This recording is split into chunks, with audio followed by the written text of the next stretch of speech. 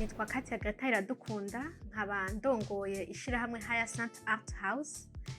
Ishirahamwe gihaye ihangiro ryo gukingira ikiyaga Tanganyika ribicishije mu kurandura icatsi jasando no mu kugihingura. Ibikorwa vya Hyacinth Art House icambere no gusukura ibiyaga bibishije mu kurandura. Ikibazo ca kabiri no kurihingura, rero twege turihingura tugakuramwo ibikoresho byo mu nzu, ibikoresho byo kushariza bikozwe mu buhinga bwo kujisha. Ego hanyuma ivyo bikorwa rumva tukaca tubikorana n'abakenyezi bahurikiye mu koperative. Rero ico akari umuce wa gatatu dukoramo. Irindi hangiro ubu naho twihaye akabiri ryo mu guterera mu guhimiriza abantu mu gukingira ibidukikije. Ivyo twe dufise dukora muri Hyacinth bifise akarusho kahe.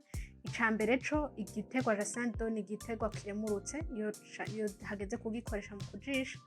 Ivyo rero bifasha iki? Bifasha iyo hagize muri wa muce wo kubisohokana hanze y'igihugu biba biremurutse.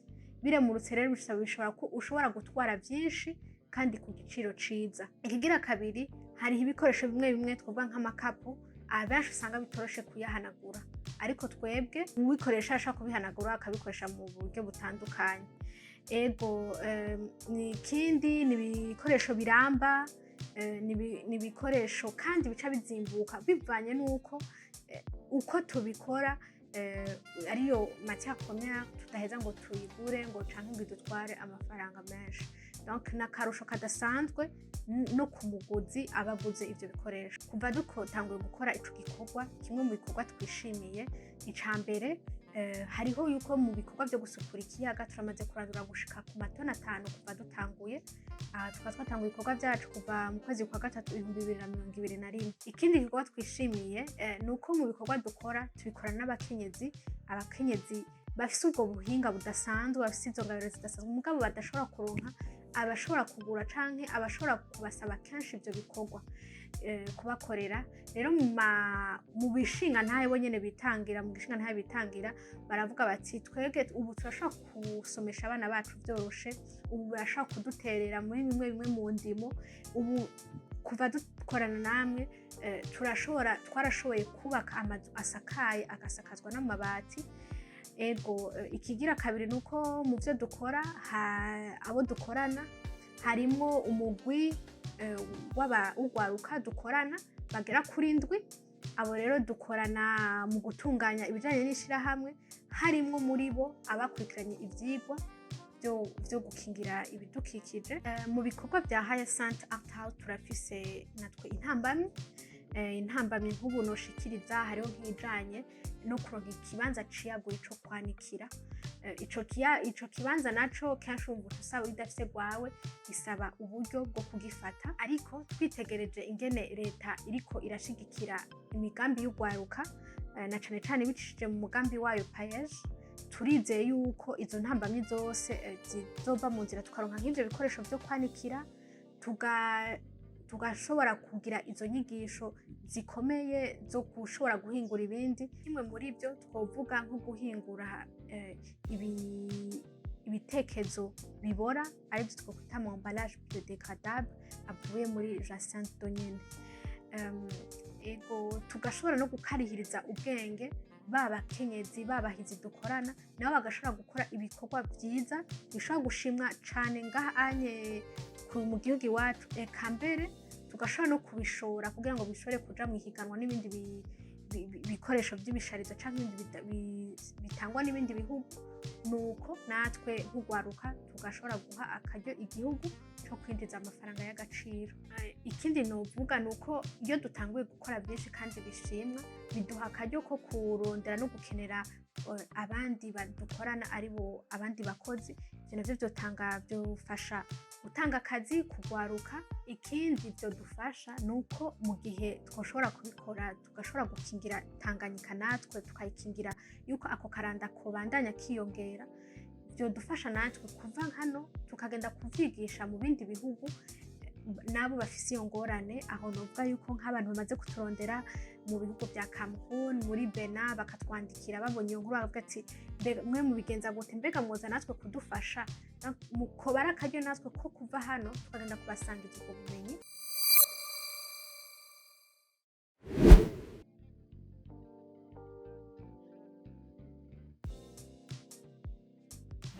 Nitwa Perisax Gateka bantazira gasape nkaba maze gukora ibintu bitari bike mugabo narashizeho radio Humuriza mu mwaka wa 2011 narashizeho Humuriza TV mu mwaka wa 2017 hanyuma nashize ikigo cyitwa Jerusalem Business Center mu mwaka wa 2020 hanyuma mu mwaka wa 2021 nashizeho urubuga rwitwa Gasape Social Media. Ubuhinga bwa none iyo bunyaruka mu gihugu, iyo bukoreshwa cyane mu gihugu, igihugu gitera imbere binyarutse cyane. Icambere no kumenyesha runo rubuga Gasape SN jewe ndarubona ko ukiza cyane ku gihugu kuko iyo ndiko ndakora ibintu sinkora ndaba jewe jenyene cyane n'umuryango wanje ndakora ndaba ku gihugu. Runo rubuga rufise icyo no kwita ama features arenga amajana 8. Ayo majana 8 yose ubundi iyoba nari umuntu abishoboye muri kano kanya. Features imwe yose, nukuvuga ngo option imwe yose yaba nimiburi buri iriko abantu bayikurikirana batari munsi ya 50. Nimiburi buri. Kuko hari bijanye na message na karorero. Bijanye na message bigomba kuba bifise umuntu araba ati okay, message abantu bakararukirana message nta kibazo bariko baragira mu bijanye no kurungikirana ama message. Hariho Gasape Help Center mbega abantu bariko barikoresha bagize ikibazo canke nta kibazo bagize. Hari bijanye no guhamagara ivyo byose biba bifise abantu bariko barabiraba.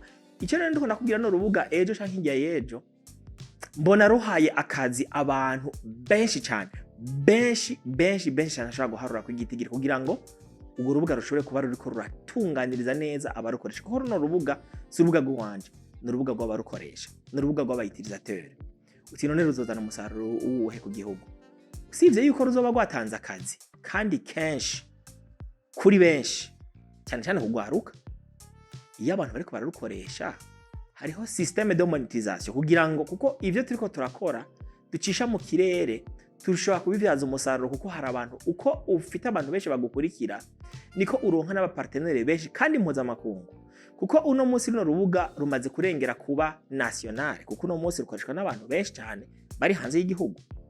Kuba ishirahamwe kanaka mpuzamakungu ryozana ivyo rikora kugira ngo dushoboye kuvyuploadingamo kugira ngo abantu barukoresha babibone bajya nabo ntibari hamwe amafaranga y'amarundi none nyamafaranga y'amva makungu azokwinjira mu gihugu, azokwinjira mu banki nkuru.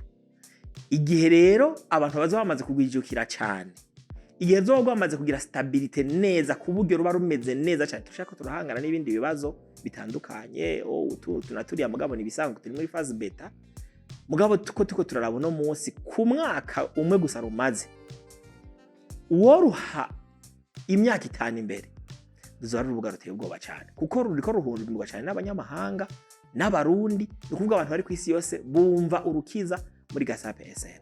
Umurundi azokwizigira ko rwakorewe mu Burundi ubwo uwo Murundi arafise ububasha bwo gushobora gukingira ibintu byacu, mbega ubutumwa bwacu, mbega utuntu twashizeko, mbega ama information yacu yandi atandukanye. Uburyo bwo gukingira imbuga ni bumwe ku isi yose. Nivyo ntidukoresha ivyo bita garde fou zisa bwabo biba bitandukaniye ku nguvu izo garde fou zifise. Kugeza no musi jewe ngerageje kwihweza ingera abanyamahanga barukoresha. Abanyamahanga nibo batahora bakunda kwizigira ibintu byo mu bihugu bitaratera imbere. Ngerageje kuraba abantu barukoresha bari za Australia, bari ku mugabane wa Buraya, bari muri Amerika no munsi ni benshi cyane. Nani ibintu byizigwa n'umunyamahanga byishabirika kwizigwa no Murundi. Nawe icyo nico kimi cizere.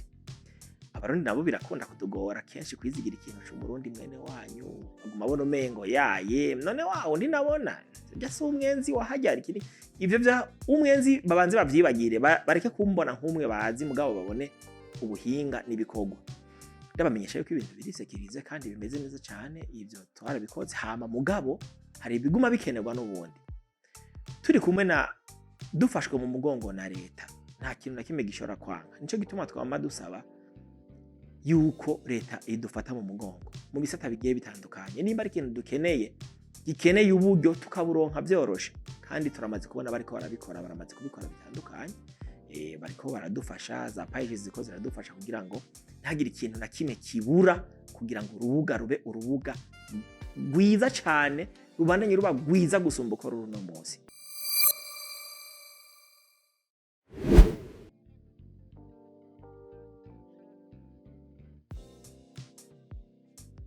nitwa Kubwimana Lambert, nkaba ndi umuyobozi w'uruganda Sover. Uruganda Sover ni sosiyete yihaye intumbero yo guha agaciro uburere buri kure y'ibisagara mu guhingura ivyaho, ntidukingura gusa duhereye ku birima. Mu byo turima rero turima ibintu bitandukanye, turarima ibi abarundi bose basanzwe barima, ariko by'umwihariko turarima igiterwa c'ikizino. Igiterwa c'ikizino novuga yuko atari igiterwa nk'ibindi. Aha mu Burundi murazi yuko abantu barenga 94% batunzwe n'uburimi. Abo 94% abarenga 65% ahanini n'ugwaruka. Guhitamwo ikizino rero, ubwa mbere turavye ko ahanini dutunzwe n'uburimi, twari dukeneye igiterwa kitaza kudusaba isi ndimwa niniya. Aha rero igiterwa c'ikizino kiza imbere kuko mu kurima igiterwa c'ikizino ntabwo dukeneye isi ndimwa niniya cyane. Hama kandi ikizino ni igiterwa gishobora gutanga akazi kenshi cyane. Navuze yuko ahanini aha mu Burundi tugizwe n'ugwaruka. Ugwaruka ngaha mu Burundi rukaba ruhanzwe n'ikibazo cyo gukena akazi. Rero guhitamo ikizino twararavye mu bindi biterwa, igiterwa cofasha cyane muri uwo mugambi.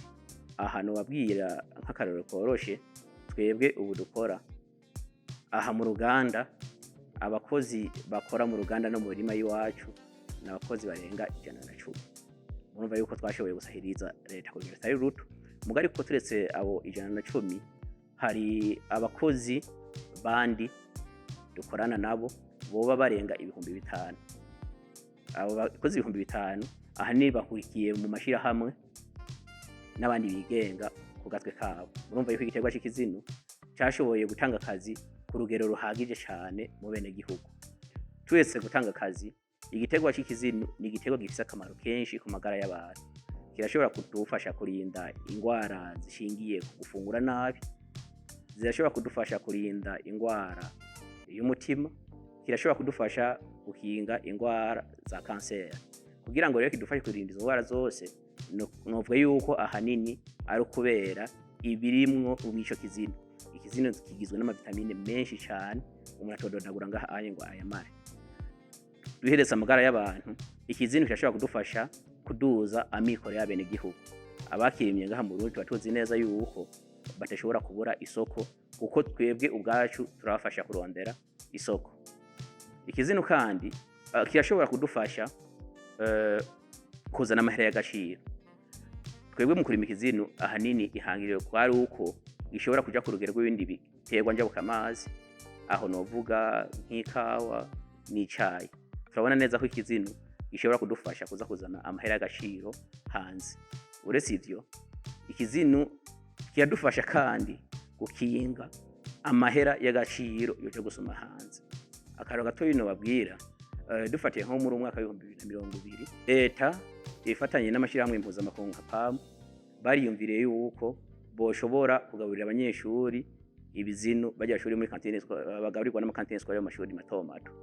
Muri ico gihe rero byari bikenewe ko duca turonka umufournisseur local ashobora kugaburira abanyeshuri. Ni cyari igikorwa coroshe guko kwari kugaburira abanyeshuri bashika 200,000. Tubiravye aha mu Burundi, kiyaza yuko atabafournisseur bari muri ico gihe bateza kubikora neza, ariko twebwe twaje dufata ya mbere turakasira leta yuko ivyo bintu tubishoboye, ndetse nabo baranatwizera. Muri uko kutwizera nababwira yuko turavye mu mwaka wa 2020 ibizino byashoboye kuja kugaburira abanyeshuri birarenga 10 toni 10 z'ibizino byumye. Navyo mfashe nk'ibizino bibisi ni hafi 130. Turavye ihangiro dufise, ni ihangiro tubona yuko rishobora kuzokunda. Uko tuvuze kuduza umwimbu nuko umuntu azoduza abarimyi. Nabivuze nayo ahanini turafise abarimyi novuga ko ubonye abariko barenga 5,000 bari mu bizino. Abo barimyi ico bakeneye ahanini n'umutahe. Novuga yuko ubonye ico kibazo gisa n'icatorewe inyishu. Ugwaruka koko ruri ku kivi, hariho abantu benshi bifuza kubafasha. Aho noca ngenda ntanza akarorero, murazi yuko leta y'u Burundi yagerageje ubwa mbere irabanzizana ibanki y'ugwaruka. Ntiyagereje aho, ishizana umugambi payeje. Hambavu y'umugambi payeje haci haza iyindi banki izoje gufasha abakenyezi, hacaza BDF. aho hose dufashe ayo mabanki urwaruka ruba rukeneye abagwishingira, hamwe urwaruka rwokerebuka rugaca muri iyo migambi, birashoboka cyane yuko dushobora kuzogwiza abarimyi. Natwe ubwacu muri ibyo twavuze dukenye, turabona yuko dushobora gukorana n'iyo migambi isanzwe ifasha urwaruka kanatsinda. Muravye ngaha turi n'ahandi hose dukorera, novuga yuko 99% ni urwaruka. Tugiye hamwe turazi yuko tuzoshigikirwa bikomeye, tugashobora kuduza uwo mwimbu uko twavyifuza.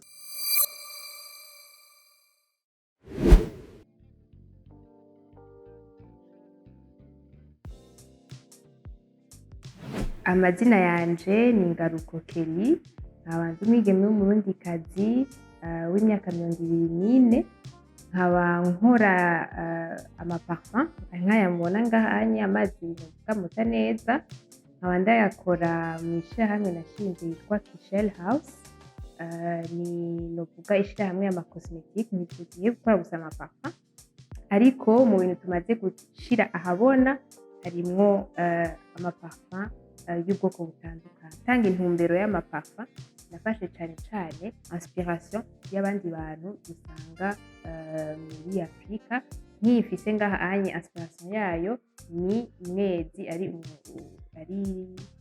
titre y'ibwami novuga y'abarundi. Ikindi ca kabiri nuko ari umurundikazi yabikoze, rero kenshi hariho abakiriya baza kwera icubusa bavuga nti ndashaka kumva ikintu kivuye iwacu, ikintu gikozwe n'umuntu dusangiye imico. Rero birabashimisha cyane kwisiga icakozwe n'uwundi. Ikindi kintu nokongera nuko mu kuyikora, icambere mba niyumviye ni abarundi turi kumwe hano muri kino gihugu, ni ibiki maze kubona bakunda iyo bagiye kugura parfum nabo mpora mbona bakwegwa n'izihe baba bashaka kubona, muga novuga ziyadapte kuri bo. Rero nukubonye umuntu yumviye ingene akora parfum, nk'uko nababwiye kare, hariho nk'abakiri bato gusumvya imyaka 20 irenga, hari izo maze kubona bakunda gusumvya, ndabagira parfum ijanye n'ivyo maze kubona bakunda. Bakuze gato gusumba nabo nka juste uko nyene, no aba biba bivanye nabo maze kubona ibibakwega, abandi barundi bibakwega, hama hako bagura ibyo hanze bakagura ibyo byakorewe ngaho. Ninashika ku ntambwe yo kubaka ihinguriro rya Kishel nyene, icambere bizana ubuzi, kandi ubuzi butandukanye, kuko nubwo hariho amamashini, hari byinshi umuntu aba agikora bikeneye novuga umuntu kugira hagumemwo ako kantu k'ubuntu, aho umuntu ashiramo agatushe kiwiwe. Kandi ikindi kintu umubuzi bubakeye harimo cyane ubuzi tuvuga kote tekinoloji, ariho two turaja, yaba ari kuko nk'izi tugira vente en ligne, yaba ari marketing, yaba ari ingene bagira vente en ligne. Donc hari ubuzi butandukanye bwa kijambere nshatse kuvuga buzoba créé, tout comme mu matière première nabwiye yuko hariho ibyo dukura hanze n'ibyo dushobora kuronka ngaha. Ubunye dufate nk'undi murundi kazi aho ari hose ashobora kuvuga nti numvise ko bakeneye ya mavuta ava mu mashurwe kanaka, reka ninaramuka ndayarimye ndashobora kuronka umwungurira ya mavuta ava muri ayo mashurwe, nawe bikamutera intege. No we nyene nimba yahora avuga ni sinshobora gutera amashurwe kandi ntazoronka ubuyagura, abaronse ihinguriro izoshobora kuza irabagurira hako nza ndabikura hanze. Ikindi nshobora kuvuga novuga gifisemwe ibice bibiri, nuko icambere na mbere ku bantu nkuko navuze kare, ku bantu bari basanzwe bagura iziva hanze kuko tugurisha iziwacu hano, bashobora kugarura ya mahera bakagura iziwacu.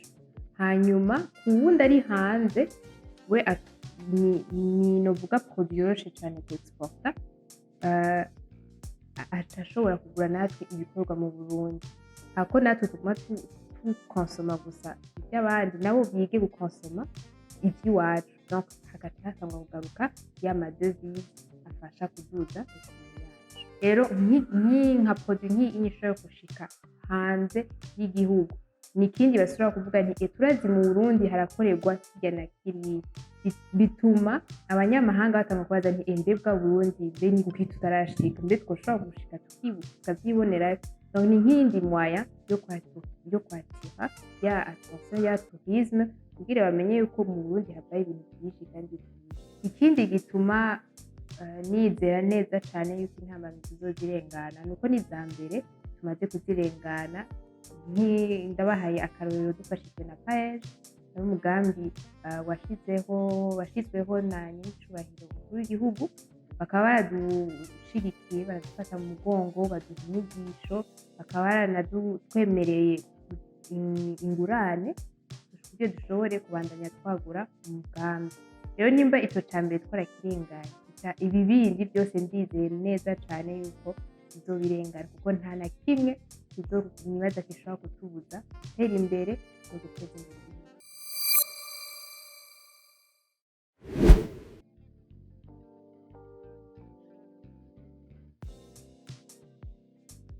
Ndabaramukije, jewe nitwa Martial Beramiheto, nkaba ndi umukozi mw'ishirahamwe rya Mediabo, nkaba nkorera mu mugwi ujejwe ivy'amadrone no gukoresha ubuhinga bwa none mu burimyi no mu zindi domaine, haba muri amagara y'abantu cyangwa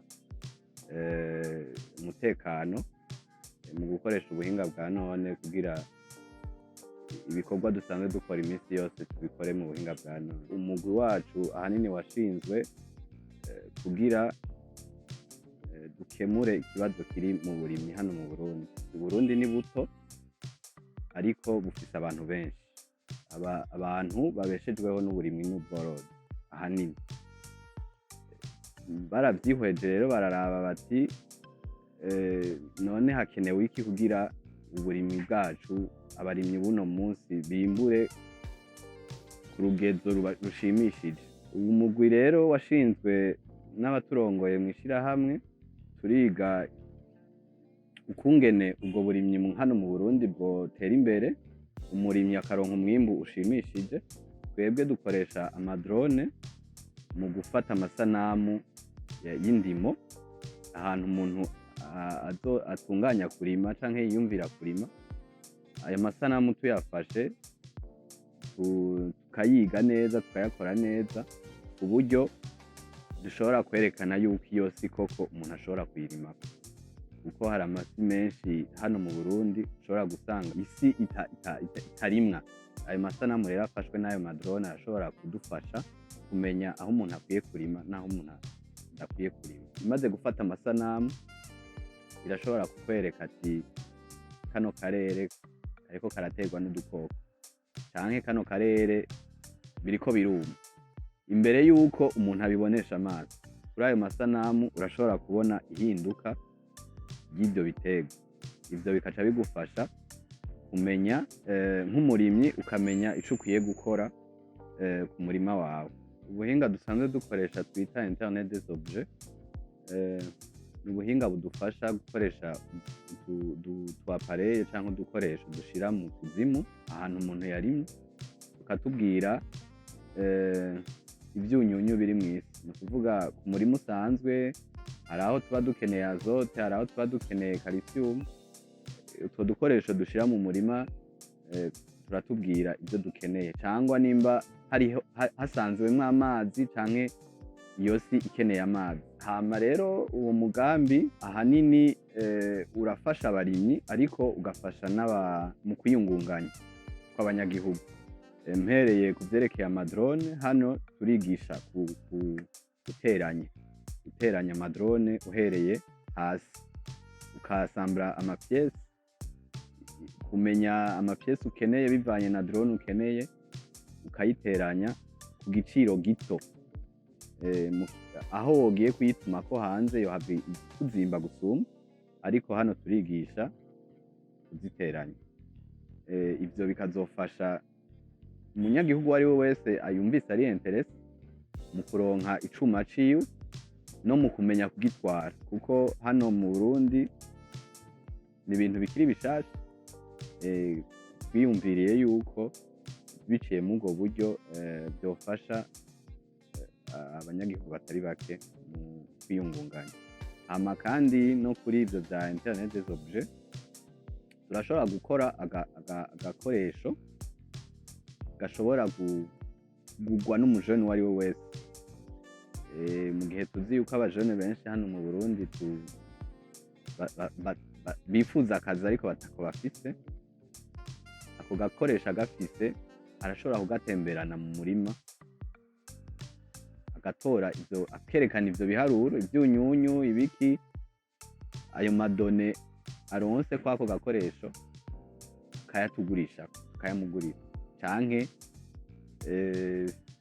mwene murima bakavugana akagira duhera dukeya amuhaye. Intambamyi si zike kuko nkuko nabivuze buno buhinga n'ubuhinga bukiri bushasha kandi ibikoresho ntitubikura hano hagufi, byose ntitubironka hano hagufi.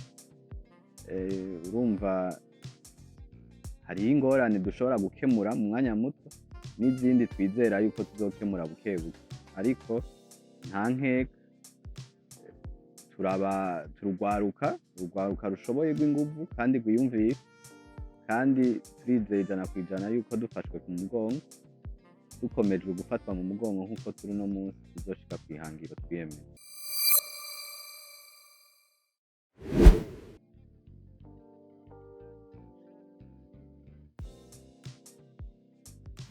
Bucumi Sabiro, nsanzwe ndi umwigisha muri kaminuza y'u Burundi. Iruhande y'ivyo nkaba nsanzwe mfise ino entreprise yitwa The Style Company isanzwe ikora impuzu. Ino entreprise nayishinze mu ntumbero yuko nokora impuzu zitandukanye, hanini niyumviye ko nokora impuzu nshobora kuranguza, hamwe no gukora ama uniforme y'amasosiyete, hamwe no gukora impuzu abantu bashobora kuza nkabapima izo twita couture sur mesure, nkabashonera impuzu zibakwiye, kuko kenshi uza gusanga yaba ari ama entreprise akeneye gukoresha uniforme iyo ari menshi baca baja kurangura hanze. Nico gituma nashinze ino entreprise kugira ngo igihe vyoshika bakaba bakeneye kugura impuzu baze kuzigurira ngaha hafi batarindiye igihe kirekire. Ku basanzwe nabo bashaka gushonesha impuzu zabo bwite izo twita couture sur mesure, twashatse ko bashobora kuza ngaha tukabaha amahirwe yo guhitamo amatisi bashaka, tukabapima, tukabakorera impuzu zibakwiye batarinze kwirirwa barazisubiramo.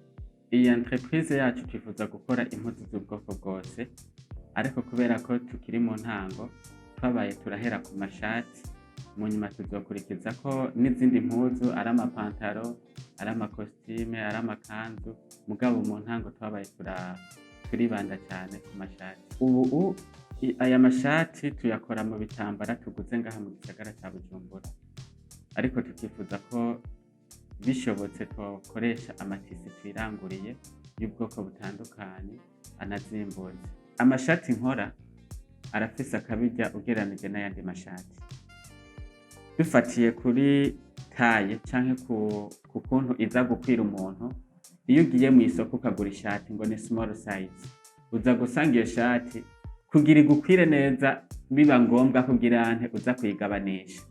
Akabirya rero k'amashati dufise nuko tuyakora sur mesure, turayikora ikaba igize nte igukwiye neza. Ikindi naco nuko amashati dukora arimo isuku ryinshi ugereranije n'aya yandi asanzwe ava muri Uganda. N'amashati vraiment dukoresha amamashini agezweho, ku buryo ivyo dukoze biba ari vyiza cyane, kuko nk'iyi ni imashini ya boutonnière, ni ukuvuga aho iza gukora ntazokwigera hasambuka, ishati izorinda isaza ahantu hadasambutse, mu gihe usanga amashati yo mu isoko yaramaze no gusambuka ngaha kandi bataranayambara.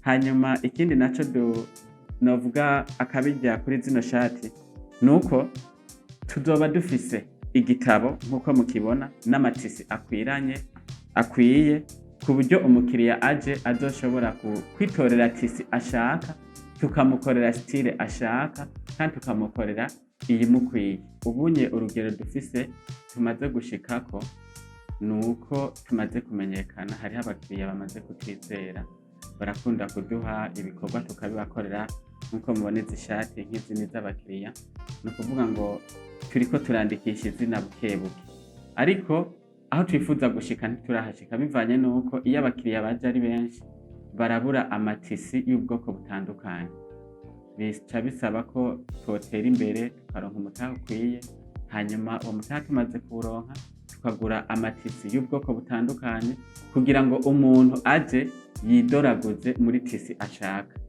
Ubwo rugero rero turifuza kurushikako, turifuza no gukora amashati menshi kugira ngo dushobore kuranguza, ariko kuri ino ntambwe tugezeko ntiturashobora gushika ku rugero kuko twokora impuzu dushobora kuranguza. Ino entreprise yacu turifuza ko yoba irimo abakozi bashika 50, muga murabonye hakaba harimo abakozi b'abatayeri hamwe n'abandi ba administrative, hanyuma tukifuza ko twokora amashati ku buryo ku ndwi dushobora gusohora amashati 100. Urumva mu kwezi iyo taba amashati 400, ubwo nibwo rugero twifuza gushikako, ariko kandi tukaba tunarurenga ko mu gihe tuba turonse imashini nyinshi hamwe n'abakozi benshi. Hanyuma kandi hariho n'abadandaza, iyo tubavuniye urugendo tuzoba tubafashije. Hariho n'ama entreprise, ari ama societe, ari ama banke atandukanye, igihe akoresha uniforme hanze arateba, ariko babirinze babikoreshereza hano muri kino gihugu kazoba ari akarusho twongeyeko. Iyi entreprise yacu ntitwifuza ko ari abarundi gusa bodushorera, kuko murabona abarundi barambara amamarke yandi atandukanye, ari aya Dior, ari aya Louis Vuitton n'ayandi. Natwe turifuza ko twoshika ku rugero dukora marke ishobora kuja hanze mu bindi bihugu, haba muri East Africa, haba i Burayi, eka ndetse no muri Amerika bishobotse tukazirungikayo. Hariho icizere kubera ko hariho ikigo citwa Payeje gisanzwe gifinansa abajene kugwaruka rufise imigambi ariko rutagira imitahe. Rero nsanzwe mfiseyo dosiye yanje, barayize baranyemereye ko bashobora kumfata mu mugongo kugira ngo bashobore gushika ku ndoto zanje. Rero ndafise icizere ko iyo ni ivyo nifuza gushika ko nzobishikako.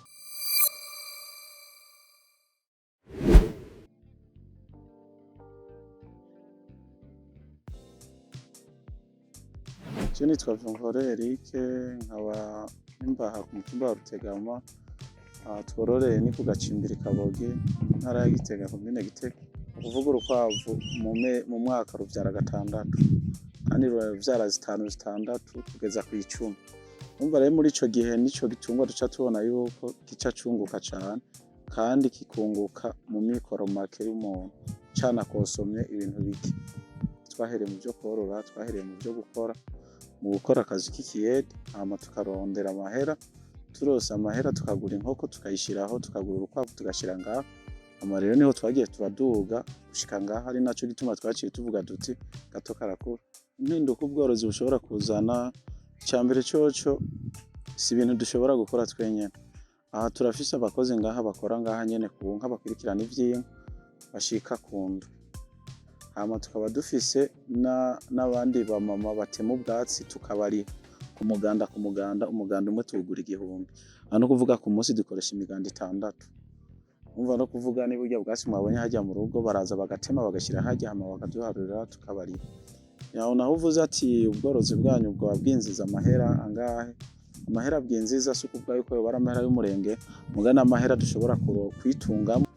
Mwihangiro dufise burya inkwavu twebwe ntituzidandaza. Inkwavu twebwe tuzifashisha bene igihugu. No kuvuga twagize chaîne solidarité, no kuvuga wewe tuguha igisuguru n'ikinyana. No kuvuga ruvyaye 6, acha dusubiza 3, adusubije 3 nawe izindi 3 akacaho uwundi.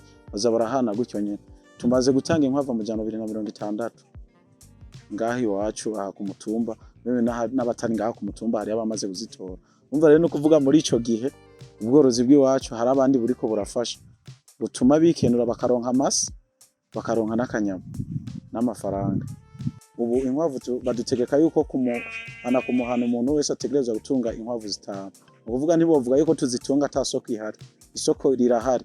Ubu honyene ikiro naho urujana muri muto ikiro bagura 12,000. Uko abo bakuguriye ikiro 12,000. Ngaha harimo inkwavu zishobora gupima ibiro 5-6.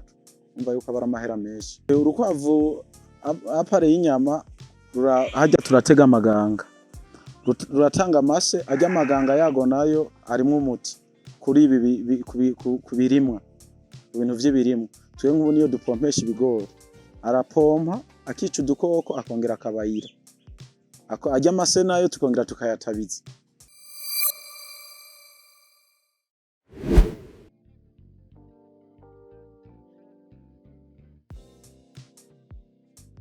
Mazina nitwa Ndisanze Frank, nkaba ari je ndongoye ishirahamwe ryitwa Alpha Group kuva mu mwaka wa 2017. Alpha Group ni uko mu vyumba mw'izina nyene ni groupement de département zitandukanye mugabo zihurikiwe mu ishirahamwe rimwe, arico gituma twaciye tugita Alpha Group. Dufise ibisata bitandukanye, harimwo igisata cyo kwandika bita mu gifaransa imprimerie, hakabaho n'igisata kijanye n'ivyo gukora ingwa, arivyo vyibi mubona turimwo ngaha. Nivyo bisata bibiri hanini novuga bikuru bikuru mu bigize imprimerie canke ishirahamwe Alpha Group. Uyu mugambi w'ingwa ni umugambi twatanguye bivanye n'akamo indongozi zagiye ziratera z'uko mu Burundi abantu bagerageza abarundi bakaza baragerageza kugira ngo ibintu bikoreshwa mu gihugu bishoboye kutaza birava hanze vyose ko vyogira akarusho gakomeye mu vyerekeye iterambere ry'igihugu n'ubutunzi bwacu. Rero duca tugira iciyumviro cyo kugenda hanze kurungika abakozi kuza kwiga kugira ngo baze natwe dusahirize muri iryo terambere, izo ngwa amashuri akoresha ngaha mu gihugu mbere no mu bihugu bibanyi zishobore kuza zirava ngaha mu gihugu cacu cy'u Burundi. Burya iyo tuza turarangura ibintu hanze, ahanini amafaranga menshi yo kugura ivyo bintu ni main d'œuvre. Ni main d'œuvre no kuvuga hari umukozi nimba ari mu Bushinwa canke mu Buganda canke muri Kenya, hari umukozi yahembwe arya amahera, rero kenshi niyo duhemba abakozi. Rero tugerageje kuraba ngaha tukaraba main d'œuvre ku ngwa zikora zikoreshwa n'ubushikiranganje bw'indero gusa, tutagiye mu mashuri y'abigenga tutarajayo, duca dusanga hariho main d'œuvre irenza imiliyoni 150 ya mu mafaranga y'amarundi. Ayo mafaranga ubasigaye akorera novuga nti ugwaruka abarundi aguma mu Burundi yari gusohoka agahemba kumbura umuganda canke umunyakenya canke umushinwa yari kuba zikorera mu gihugu. Novuga ni nako karusho. Hama ikindi naco ku karusho mu gihugu byaratanze akazi kugwaruka rutari ruke rurenga ruri hafi 40. Hama tukaba dukora n'amakoperative agera kuri 7 mu gihugu cyose, duha amamashini, tugaha ibikoresho matière première, hama tukabagurira ivyo bakoze. Ni ukuvuga yuko turavye abakorera muri ayo makoperative barakoresha nabo bose hamwe abakozi bandi barenga ku 50. Ni ukuvuga yuko hariho novuga rero impact socio-economique kuko byarafashije gutanga ubuzi buto buto. Novuga rero nk'abajejwe gutekera turaha akazi twebwe twenye n'abarenga 80 bashobora gukora nk'imisi 15 mu kwezi canke irenga bivanye n'ingene twakoze. Numva ivyo byose niko karusho vyazanye mu butunzi bw'igihugu. Turashima cyane kukungene paeje yadushigikiye, tutararonka ako gacumukuba umwe paeje yaduhaye nk'uko isanzwe bikora ku rundi rwaruka. Byaratugora bivanye n'iyo hava uburyo mabanke yandi, ugasanga turanabuze, ugasanga biratugoye cyane gose. Ariko kuva paeje idufashe mu mugongo twarongereje igitigiri c'abakozi, aho twashoboye kukigwiza hafi na 2 turavye abo twadukoresha ubwa mbere nabo twaciye dukoresha igihe paeje idufashe mu mugongo. Novuga yuko akarusho ka mbere twaraguye, dukora byinshi bishoboka kandi tugakora mwanya muto. Twarongereje abakozi igitigiri c'abakozi, turiko turiyungunganya mu yandi mamashini atandukanye kugira dukore byinshi bishoboka. Novuga yuko turashima cyane ku ntambwe paeje yatugejejeko, twizera kandi kwizobandanye dufata mu mugongo kugira ngo aho tugeze tuze twiyumvire kugera no ku rundi rugero. Novuga yuko kandi dushima ingingo ya leta leta mvyeyi yo kuhimiriza abantu kugira amahinguriro, kandi ikaba iriko iranagerageza cane kugira ngo ibintu bishobora kuba bihungurirwa mu Burundi ntibize birava hanze. Aho rero twovuga yuko kuva twebwe dutanguye gukorana n'ubushikiranganji bw'indero, aribwo novuga ati ni partenaire principal, kuva ico gihe nibaza nabo nyene barabizi, baravye ntiturigera tubacereza n'umusi n'umwe. Ni ukuvuga umwaka w'ishure utangura ibikoresho dushobora kuba harizo izingwa, amashure yose mu gihugu azifise mu bubiko.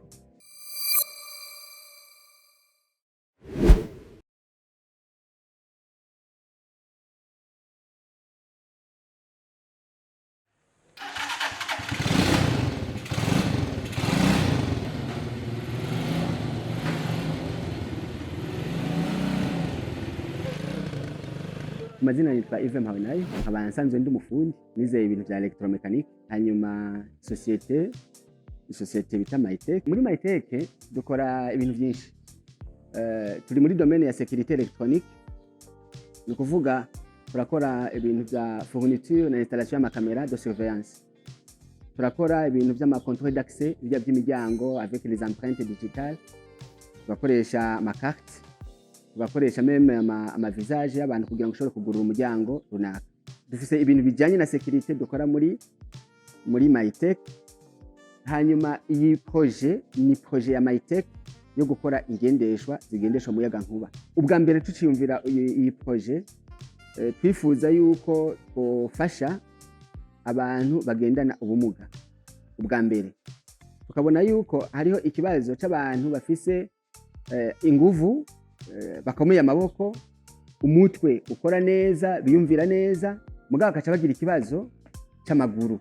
Ugasanga bamwe hariho abasirikare bamugariye ku rugamba, hariho abandi bafise ubumuga bavukanye. Twumvira ati eske nta kuntu twogira ikintu ingendeshwa uyu muntu ashobora kugira imigambi mugabo akiyunguruza, agashobora gushika iyo ari karaja bitamugoye, kandi agashobora kugira n'utuntu atwara ku iyo ngendeshwa yiwe. Twumvira muri ubwo buryo, tanimvira ko gukora izo ngendeshwa zishobora kugendesha n'umuyaga nkuba, kubera ko igitoro kigoye ubu kirazimvye. Ubwa mbere no kukironka usanga ari ingorane.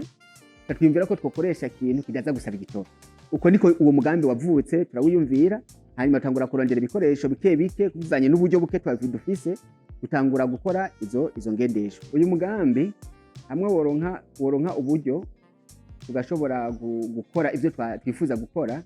Ubwa mbere ni umugambi ushobora gutanga akazi ku bantu benshi cyane. Ora ngaha nko muri atelier yacu turi abafundi 3, ariko tumaze kuronka nk'amakomande y'amakinga canke amamoto 5, 10, 20, 50, 100. Murumva ko tugakora turi abafundi 3.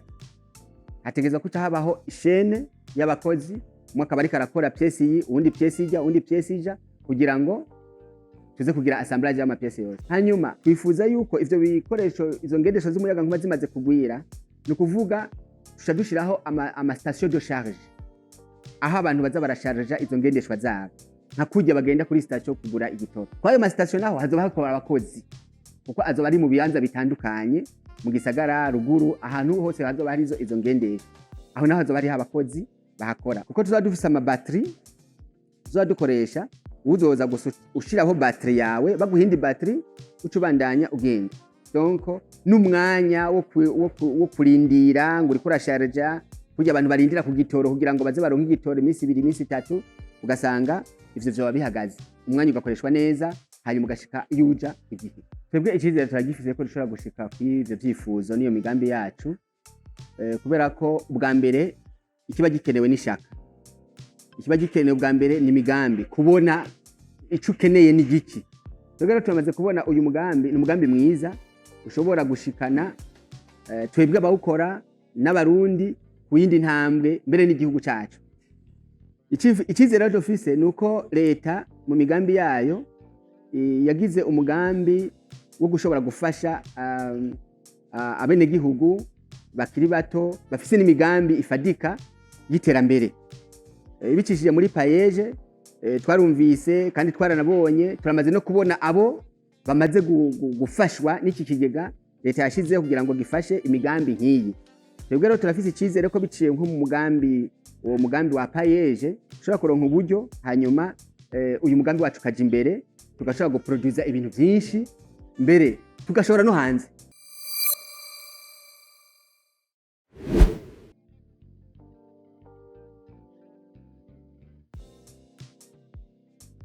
Nitwa Floris Niyonkuru, nkaba ndi umujene innovateur wo mu Burundi akorera mu gisata c'inyigisho zifatanye n'ikoranabuhanga, novuga LTIC specifiquement muri robotique. Natanguje ishirahamwe ryitwa Quick Witted Robotic Education Company, ni ishirahamwe riha akazi ugwaruka cyane cyane ababa barahejeje amashuri n'abakiri ariko barayiga mu kwigisha abandi ibijanye n'ubuhinga bwa none ari byo robotique. Nk'akarorero, aya n'amatara afasha mu kugenzura uruja n'uruza mu mabarabara, akoresha ikoranabuhanga rigezweho kuko yo nyene aramenya imodoka yabaye iya mbere mu gushika, akamenya naho ari umurongo munini w'imiduga, agaca bariho aha umwanya ugira imiduga irengane, ahatari uruja n'uruza runini rw'imiduga akabanza akarindiriza. Akarorero murakabona nk'ubu ukuboko kwanje nagiranje ko ari imodoka irengane, aramenya ko iyo modoka yashitse igaca irengana, ahejeje akaza kugara imihanda yindi imabarabara yandi yose kugira ngo ntihabe accident yoba. Arasubira agaharura akamenya ko imodoka yagiye kurengana ku buryo iyindi kurikira ashobora guca ayiha umwanya ikarengana. Icyumviro nyamukuru caje bivanye nuko twabonye yuko akanovera mu nyigisho kariko karagabanuka. Ivyo navyo sagaseseshwa rumuri biranagaragara cyane mu bana baheba amashure bakiri bato, abenshi bikava ku bukene, inzara, ariko hari nabo biva ko badendebukirwa inyigisho ariko bariga ntizihure n'ivyo bifuza kuzovamwo muri kazoza. Rero leta iragira inguvu nyinshi, yaragerageje, ariko haracariho agahaze mu bijanye n'ibikoresho, novuga bikoreshwa mu buryo buri pratique muri enseignement. Rero twe twagize iki cyumviro kugira ngo dusahirize mu gufasha leta mu kuzana ivyo bikoresho vy'ikoranabuhanga biba binazimvye, binagoye cyane, habura n'abazi kubikoresha babizi vy'ukuri.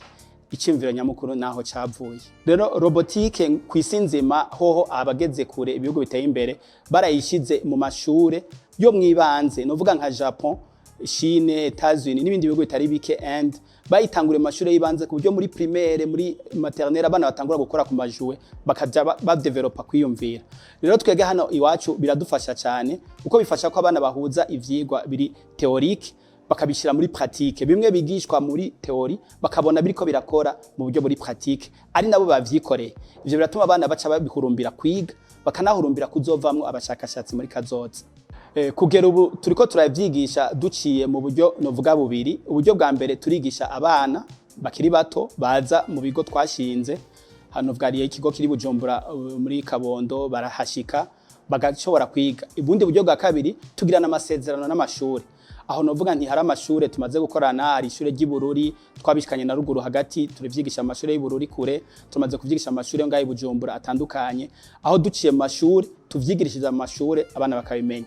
Muga ntibigarukira ku bana bari bato nko nabivuze, kuko twege twigisha imigwi yose. Turamaze no kugira ama presentation mu makaminuza, kuko hari na kaminuza imwe tuzotangura gukorana vuba ahi Bujumbura. Novuga nti twatanguye ishirahamwe ryavutse mu kwezi k'umunani umwaka wa 2020, ariko ntiryashotse rikora kuko ibikoresho byinshi dukoresha byadufata umwanya kugira ngo tubironke, kuko byinshi ari bitkorerwa hanze no kwigisha abazobandanya bavyigisha. Rero novuga ati twatanguye neza gukora mu kwezi kwa kabiri k'uyu mwaka urangiye wa 2021, kandi kuva tumaze gukora hari akarusho katari gato.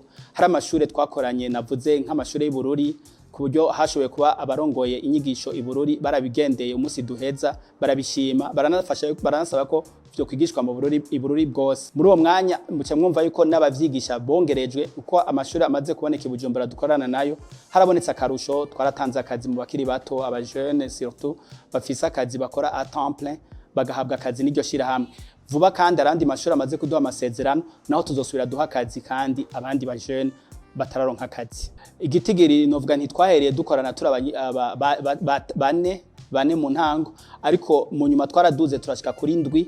Twiteze ko vuba tuzoshobora kuduga tukarenga tukashika no kuri 15, kuko igihe cyose turonse amasezerano n'ishure turondera bindi bigisha bazoja kuvyigisha tukabaforma amezi atari make ashika nko kurane. Robotique mu gihe yoshigikirwa, icambere na mbere izoza ifasha yuko amashure yose yibanze mu gihugu cy'u Burundi avyigishwamwo. twifuza ko bishika mu mashure yose bigatsimbatazwa kikaba icigwa cigishwa amashure yose kuko isi aho iri kiragana ikigana aho ubuhinga bwa none bugeze kanatsinda nyakubahwa mukuru w'igihugu yarabivumereye igihe avuga ko yifuza ko igihugu cy'u Burundi cyo igihugu giteye imbere mu mwaka w'ibihumbi 2040 ariko kugira igihugu kibe igihugu giteye imbere aba ari igihugu gifise amahinguriro hama ayo mahinguriro akorwamwo n'abafundi bakoresha ubwo buhinga twebwe turiko turasahiriza kugira ngo ubwo buhinga butangure bumenywe n'abarundi kugira amahinguriro amaze kuvuka abarundi ntibazosigara inyuma aho twara dukoresha abanyamahanga abavuye mu bihugu vya Kenya ubuhindi n'ibindi hazokwifashishwe abarundi babinonosoye babizi iki cya kabiri ikizoza ari ikintu kije gusahiriza mu nyigisho no mu kuvyara akazi mbese n'abana bariko bariga ubu bazora abana bashoboye kuba biyumvira ibiteza imbere igihugu atabari yumvira ivyahise ariko biyumvira ibizoza turi ahantu tuvuga ngo twifuza gutegura ducrée ivyo twakwita mu gifaransa de création des emplois du futur.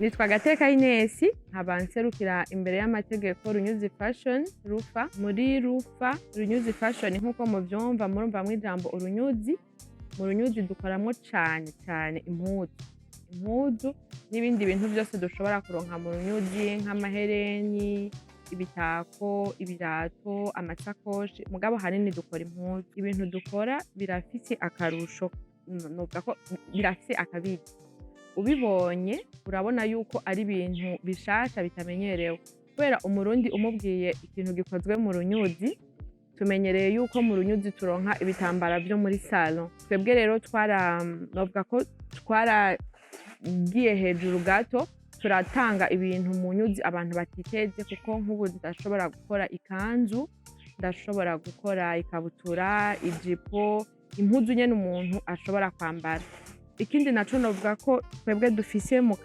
akabijya muri runyuzi bama barambaza bati mbega urashobora gukora impuzu umuntu ashobora kwambara agiye nko mu rubanza yego cyane birakunda ndashobora gukora impuzu nziza umuntu yambara agiye mu rubanza canke mu bindi bikorwa ubonye abantu bashona amengo ni vya bindi nyene vya bindi bitoya bidashobora gukura ibi bintu birashobora gukura ndashobora kuguha nk'akarorero muramaze kubona yuko turafise intara zikanye